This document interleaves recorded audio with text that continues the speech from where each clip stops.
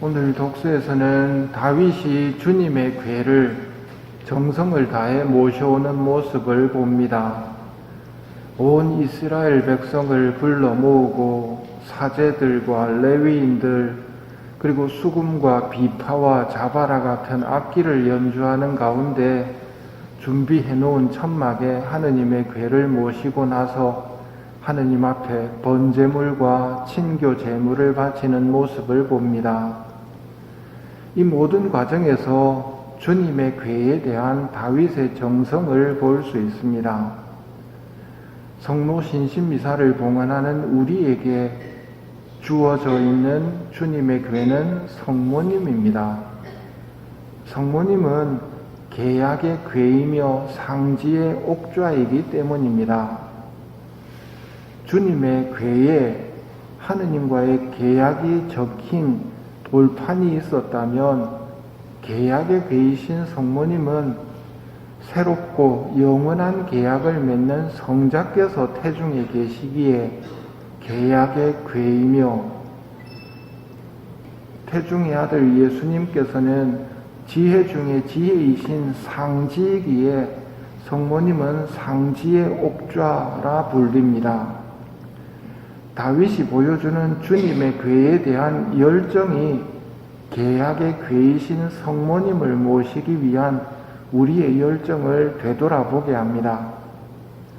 성모님은 예수님이 가장 좋아하는 사람입니다. 12제자를 뽑으실 때를 봅시다. 예수님께서 산에 올라가신 다음 당신께서 원하시는 이들을 가까이 부르시니 그들이 그분께 나왔다. 많은 제자 가운데 당신이 원하시는 이들이 사도가 되었습니다. 그렇다면 어머니를 정하실 때는 어땠을까요? 어머니를 정하실 때는 하와의 자손 중에 가장 마음에 드는 여인을 준비하셨을 것이고 그 여인을 온갖 은총으로 가득 채우셨습니다. 그래서 가브리엘 대천사가 성모님에게 왔을 때 은총이 가득하니라고 불렀던 것입니다. 성모님은 하느님의 총애를 받은 분이고 은총이 가득한 분입니다. 그러기에 이 의자에는, 성모님이라는 의자에는 항상 예수님께서 현존하십니다. 우리에게 성모님이 중요한 이유는 주님께서 함께 계시기 때문입니다. 오늘 복음에서는 누가 내 어머니고 누가 내 형제들이냐 제자들을 가리키시며 하늘에 계신 내 아버지의 뜻을 실행하는 사람이 내 형제요 누이요 어머니다 하고 말씀하십니다. 제자들 중에 내 아버지의 뜻을 실행한 사람이 누굴까요? 예수님을 두고 도망치는 것은 아버지의 뜻이 아니었을 텐데 말입니다. 그렇다면 누가 아버지 뜻을 실행한 사람이었을까요? 예수님의 탄생과 이집트 피난살이에서 시작해서 십자가의 길을 함께 걸으시고 돌아가신 후 무덤에 묻히실 때까지 아버지의 뜻을 실행한 사람은 누구일까요? 누가 내 어머니고 누가 내 형제들이냐? 예수님의 일생을 함께한 성모님은 제자 중에 제자, 으뜸 제자이시며 계약의 궤이시고 상지의 옥좌이십니다. 인류 구원을 원하시는 아버지의 뜻을 지금도 성모님께서는 우리에게 알려주시며 이끌어 가십니다. 너희의 골리앗과 싸워 이길 무기를 주겠다 하고 메주고리에서 알려주신 첫 번째 무기가 단식입니다. 매주 수요일과 금요일에 빵과 물만으로 환자를 제외한 모든 사람이 철저하게 단식할 것을 호소하셨습니다. 단식과 기도로서 전쟁도 중단시킬 수 있고 자연 법칙까지도 바꿀 수 있단다. 단식은 악마를 대적하는 강력한 무기라고 알려주십니다. 진정한 단식은 모든 죄악을 끊어버리는 데 있지만 육신의 만족을 단념하고 육체도 단식에 참여하도록 해야 한다. 무엇을 단식해야 하는지는 자신이 알고 있단다.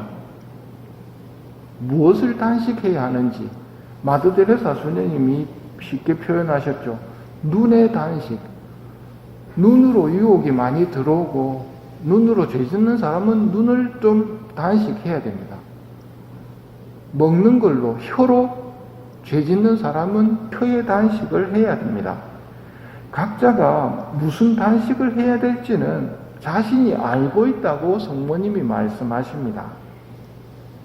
성모님은 아예 밥을 안 먹는 단식이 전통적이었다면 그런 단식이 아니라 빵과 물만으로 단식하는 것을 알려주십니다. 빵과 물만으로 단식을 하면 맛이 없습니다. 무슨 단식입니까? 맛을 포기하는 단식입니다. 또 한 가지는 필요한 만큼만 먹는 것입니다. 필요한 만큼만 빵과 물만으로 먹는 것이죠. 쉽게 말하면 만족을 절제하는 단식입니다. 단식에 대해 사순시기 동안 들었던 말씀을 생각해 봅시다. 사람들에게 보이기 위한 단식을 하는 사람에게는 너희들이 받을 상을 이미 받았다 하고 예수님이 말씀하셨습니다. 그러면서 단식한다는 것을 사람들에게 보이지 말고 숨어 계신 내 아버지께 보여라. 그러면 숨은 일도 보시는 아버지께서 갚아주실 것이다. 아버지께서 보시는 단식을 해야지 사람들에게 내 단식한다는 것을 자랑하지 말라고 말씀하셨죠.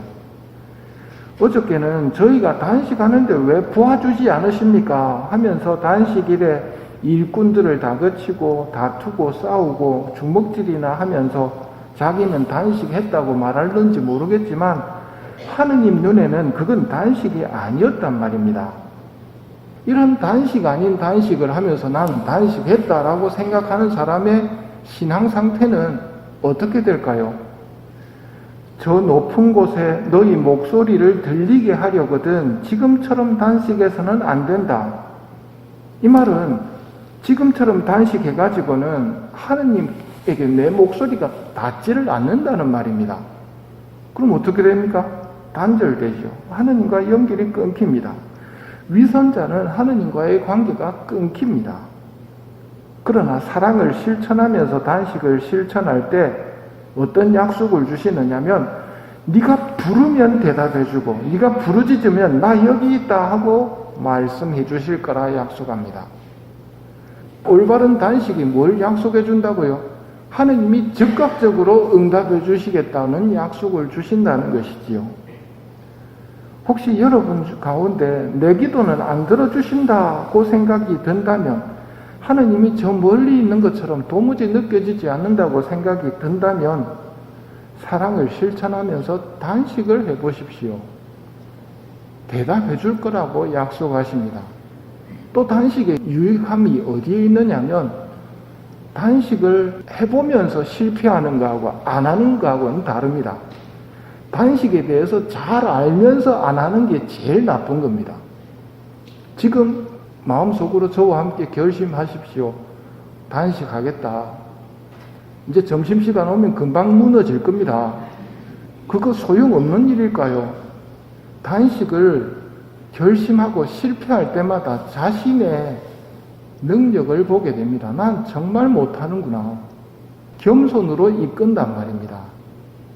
겸손으로 이끌고 내 결심이 자꾸 무너지는 게 보기 싫다고 단식을 안 해버리면 교만한 채로 있겠지만 단식을 결심하고 자꾸 무너질 때 겸손하게 되고 하느님께 의탁하게 되고 성모님의 도움을 청하게 됩니다. 그러면 우리의 기도를 들어주십니다. 우리가 부르짖으면 응답해 주신다는 말입니다. 누가 내 어머니고 누가 내 형제들이냐? 하늘에 계신 내 아버지의 뜻을 실행하는 사람이 내 형제요, 누이요, 어머니다. 하느님을 느끼고 하느님과 함께 살고 싶다면 단식을 통해 하느님과 가까워질 수 있음을 성모님이 가르쳐 주십니다. 눈의 단식, 혀의 단식, 각자 무엇을 단식해야 하는지 알고 있는 그것을 단식하는 은총을 연옥 영혼들에게 청하며 이 미사를 연옥 영혼들을 위해 봉헌하도록 합시다.